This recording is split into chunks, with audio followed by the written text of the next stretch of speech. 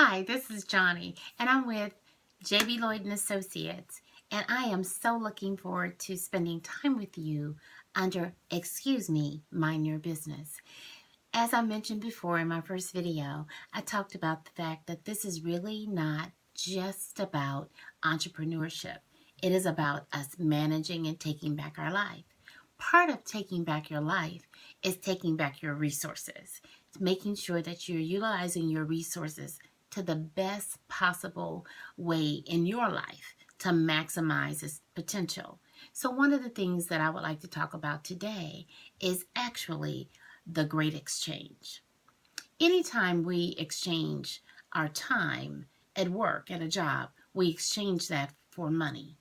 A lot of people are currently at jobs that they're saying is not paying them enough, and I'm sick of this, and we just got drama going on sometimes. We sometimes are the employee, and sometimes we're the supervisor, and we're hearing it.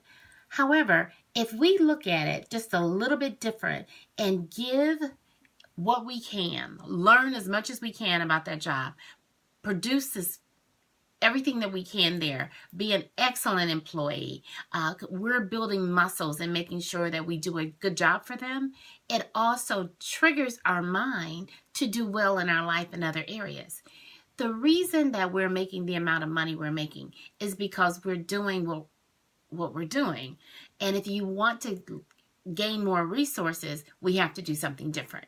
I believe that the great exchange is one of the things that we really don't talk a lot about, but we exchange our time for money. We exchange money for items. So think about it from this perspective. If you're making $20 a day or $20 an hour and you buy a $100 purse, how many hours did you give up for that purse? Do you see what I'm saying? I'm not saying the purse is bad. I'm not saying $20 an hour is bad. I'm just saying it's an exchange.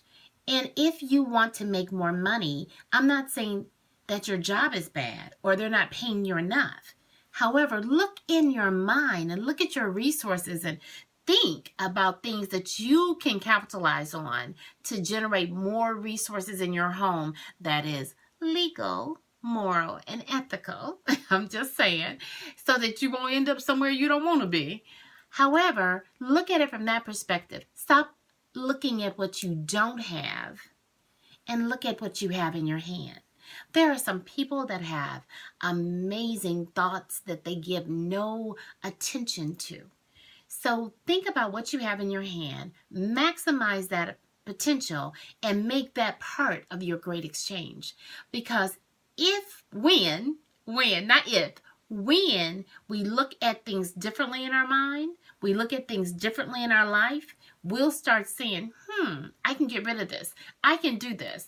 I can make this happen. I can stop maybe looking at so much TV that's telling me that if I don't live at this level and I don't drive this car, that my net worth or my worth as a person is not high, because that's them. And everybody exchanges something for the things that they have. Let's stop looking at other people and start making it happen for you. So a couple things that we're going to talk about today, and please put your questions and comments below, because I want to come back to that later and make sure that we talk about or I answer any questions that you may have.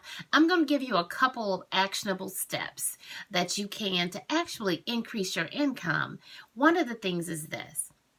Look at your at the end of the year, how much money you get back in taxes. If you get a large sum of money, you might want to change your deductible. And that way you're getting more money during the year, and then you can take part of that money and invest it or do something other than spend it. Don't spend it now. Do something to progress or take you to the next level in your life. You can pay off bills. You can do all those things. Now, granted, you're not going to get as much at the end of the year when you do your taxes. But sometimes when that happens at the end of the year, we sometimes blow it. So if you have a plan for the money and you want to do something different with it, by all means, it's your choice. Because remember, this is about minding your business. So I'm giving you actionable steps, but you have to take that belongs to you, that doesn't belong to you, push to the side and say, this must be for somebody else, okay? Then look at the things that you love to do. Absolutely love to do. People would not have to pay you. Let's say you're a crafter and you're always making things for people and you're giving it away. What's wrong with you either doing this, going out and showing other people how to make it and make it a class, or either doing it on YouTube and maybe get a following, or maybe sell it? I'm just saying. Offer it to other people and say they love what you do, and they say, well, I wish you'd make that for me. Oh, no problem. Here's the amount, but it has to be reasonable. You have to look at, and find out what your market is like. But don't give up and say that this is all you can make. This is a side note. To stop saying that you are poor, because a lot of people say that and they say that loosely, but everybody talks about what you say out of your mouth happens in your life. So when you start speaking and saying that you're poor, guess what happens? It seems like your money just runs away from you. So do this. And it sounds really simple, but I'm telling you, after 60 days, it should trigger you to change the way you're thinking about your resources or how you feel about poor. Take a bill, and I'm talking about cash, green, and fold it up and put it behind the credit card or the debit card that you use the most often. Put it behind there, and every time you get it out, you'll see cash, right? Don't spend it. Leave it in there. And then you take it out and you see the cash. When you see the cash, something will start triggering your mind. When you want to say, I'm broke, you say, no, I don't. I have money. I have money in here. It doesn't matter the denomination, but I'm believing as these things happen that you'll increase the denomination to the place where you may have $100 bill sitting in there waiting on you, where you won't spend it. It also helps us to go from being a consumer to a supplier. Remember, this is about the great exchange. So change your mindset from always being the consumer, spending, going out and looking at everything, and you have to have the new whatever. I said into being a supplier of resources where people are starting to pay you for things, and that's going to trigger you as well. So look, don't forget that you are empowered by what's in your head to mind your business, to increase your wealth, and to increase your bottom line.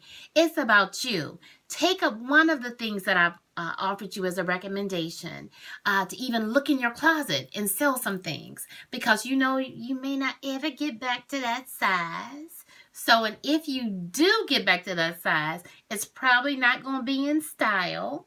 So you might want to go ahead and sell it, especially, or give it away, sew it. But do something. Start organizing, that kind of thing. Because what happens is that there's a great exchange. And the great exchange you have control over. You can make your bottom line, your wealth building, anything you want it to be. Because remember, resources are not just money. It's your time. It's your talent. And it's your money. So what are you going to do for the Great Exchange? Please don't forget to put comments in the comment section. Let me know some of the things you've thought of that may be a great exchange, things that people can change and do that will cause their bottom line to grow. And looking forward to you on the next time of, excuse me, mind your business.